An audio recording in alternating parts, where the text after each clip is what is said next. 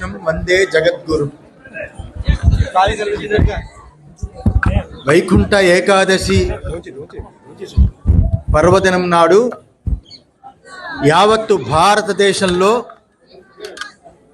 వైష్ణవ క్షేత్రాలన్నీ కూడా పరమ మహావిష్ణువు యొక్క స్వరూపమైన సాక్షాత్తు శ్రీమన్నారాయణుడు దివి నుండి భువికి దిగి వచ్చే అనేక క్షేత్రాలలో సింహాద్రి అప్పన్న నారసింహ క్షేత్రం చాలా విశిష్టమైనది.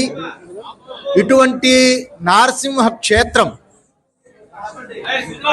మన భారతదేశంలో ముఖ్యంగా విశాఖపట్నం, సింహాచలం ప్రాంతం, ఈ ప్రాంతంలో స్వామి కొలువై ఉండడము, వైకుంఠ ఏకాదశి దర్శనం కోసం పిల్లలు, పాపలు, అందరూ పెద్దలు అందరూ కలిసి వేలాది మంది భక్తులు దర్శనానికి రావడం చాలా అదృష్టము, భాగ్యము.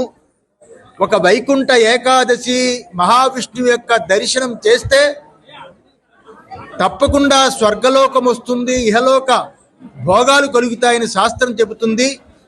అటువంటి ఐశ్వర్యప్రదమైన ఈ వైకుంఠ ఏకాదశి దర్శనం ఇతర క్షేత్రాల కంటే చాలా గొప్పది, పురాతనమైనది, పురాణాలలో ఉన్నది.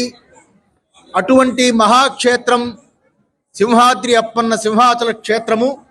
ఈ క్షేత్రంలో స్వామి దర్శనం చాలా ఆనందకరమైనది. ఈరోజు ఈ దర్శనం జరిగింది, మాకు చాలా సంతోషమైంది. భగవంతుడి యొక్క కృప